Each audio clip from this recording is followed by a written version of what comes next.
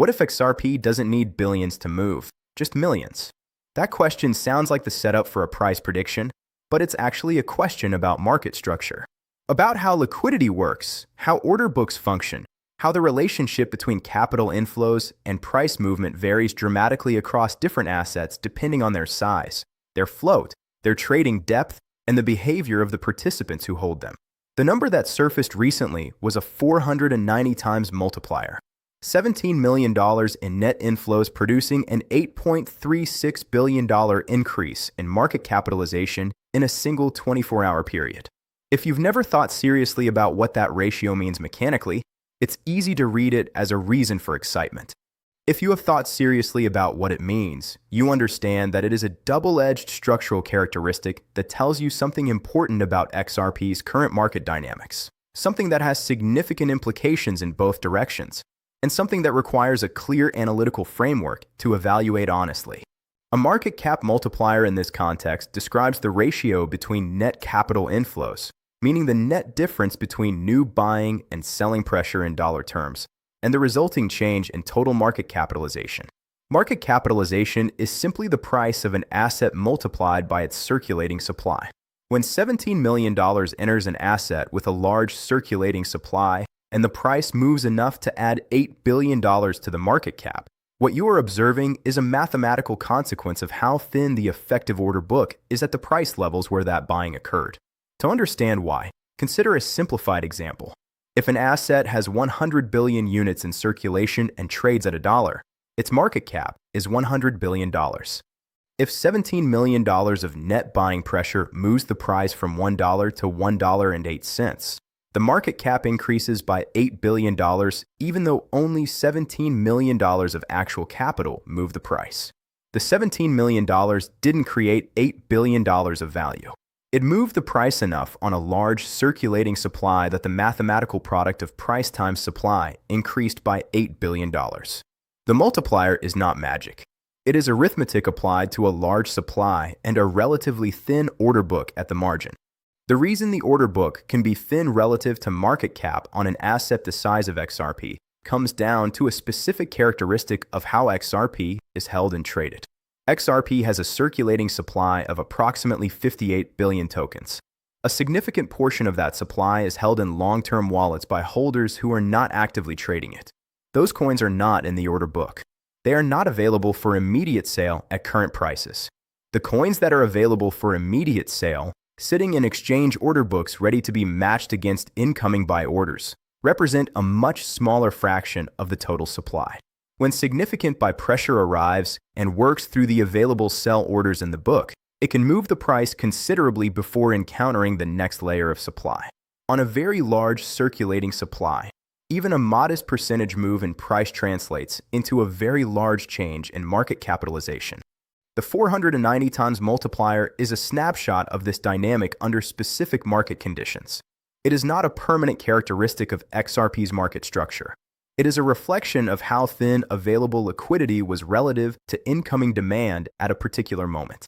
And understanding that context is essential for evaluating what the number actually means. The infrastructure connections that Ripple continues to build are relevant to this liquidity discussion because institutional adoption and real transaction volume are what drive durable, sustained increases in market depth rather than the short-term volatility that thin order books produce. Ripple's new integration with I-Payout is worth examining in specific terms. I-Payout is a global fintech company founded in 2007 that specializes in real-time global disbursement infrastructure, facilitating payouts in 180 countries across 140 currencies for gig economy platforms, marketplaces, gaming companies, and financial services clients. The integration with Ripple's payment infrastructure means that I-Payout's disbursement network, which operates at significant scale, can now route certain payment flows through XRP-based corridors for the markets where that is the most efficient routing option. The whiteboard and I-Payout's materials that showed JP Morgan in a diagram generated significant speculation about a direct partnership between Ripple and JP Morgan Chase. The honest interpretation of that material is considerably more modest. The diagram illustrates I-Payout's ability to connect with major correspondent banks, including JP Morgan, as part of its existing banking relationships. It is not a partnership announcement between Ripple and JP Morgan directly, and presenting it as such would be inaccurate. What it does illustrate is that I-Payout operates within the established correspondent banking network, while also integrating blockchain-based payment rails, which is precisely the kind of hybrid infrastructure model that allows blockchain payment systems to reach endpoints that pure crypto networks cannot yet access directly. The Federal Reserve access question is where the institutional infrastructure story gets most consequential and where precision about what is confirmed versus what is in progress matters most. Ripple has been actively pursuing an OCC national bank charter and a Federal Reserve master account, two separate but related approvals that together would give it direct access to the core infrastructure of the U.S. financial system. The OCC conditional approval for Ripple National Trust Bank, expected by the timeline referenced in reporting, would allow Ripple to operate regulated custody and settlement services under a nationally chartered bank framework rather than relying solely on state-level money transmission licenses. A Federal Reserve master account would give Ripple direct access to FedWire, the Federal Reserve's real-time gross settlement system that processed over $1 quadrillion in transfers in 2022, and potentially to FedNow, the Fed's instant payment rail. The significance of direct Federal Reserve access cannot be overstated in the context of institutional adoption. Currently, non-bank financial institutions that want to participate in the U.S. payment system must do so through correspondent banks that have master accounts. Every intermediary adds cost, adds latency, and adds a point of dependency that a direct participant does not have. If Ripple achieves direct Fed access, it changes its competitive position in the U.S. payment infrastructure market from a technology provider that works alongside banks to an institution that operates at the same level of the payment stack as banks. What must be said clearly is that these approvals have not yet been fully granted. The regulatory process for both national bank charters and Federal Reserve master accounts is lengthy, involves multiple agencies, and can be affected by changes in regulatory priorities. The direction is positive based on current reporting, but treating pending approvals as confirmed facts would be misleading. The tokenization vision that Ripple executives have been articulating publicly frames XRP's long-term role in terms that go beyond the current payment corridor business. The argument is that as financial assets become tokenized and move onto blockchain ledgers, those ledgers will need a native settlement and liquidity asset to facilitate the movement of value between different tokenized positions. In the same way that physical settlement of securities historically required a settlement currency, tokenized asset markets will require settlement assets that can move at blockchain speed and cost. XRP's design, with its 3 to 5 second settlement and fractional cent transaction fees, makes it a natural candidate for this role on the XRP ledger. Robert Crossley of Franklin Templeton has articulated the broader principle clearly. Financial assets are becoming software, and when assets are natively on-chain, the traditional distinction between investment capital and operational capital collapses. Capital that is on-chain can simultaneously serve as an investment position and as operational liquidity without the delays and friction costs of moving between different systems. Ripple is investing significant resources into the XRP ledger's ecosystem development based on a thesis that tokenized asset markets will generate substantial demand for settlement infrastructure on select ledgers, and that XRP is positioned to be the settlement layer for the flows that move through XRPL. The ETF inflow data provides a window into how institutional capital is currently engaging with XRP through regulated products. 6 XRP ETF products recorded a combined $20 million in trading volume with Bitwise leading inflows, followed by Franklin Templeton, Canary, Grayscale, Rex, Osprey, and 21 shares. Sustained net inflows into ETF products during periods of broader market weakness are an indicator of the investor type that is participating.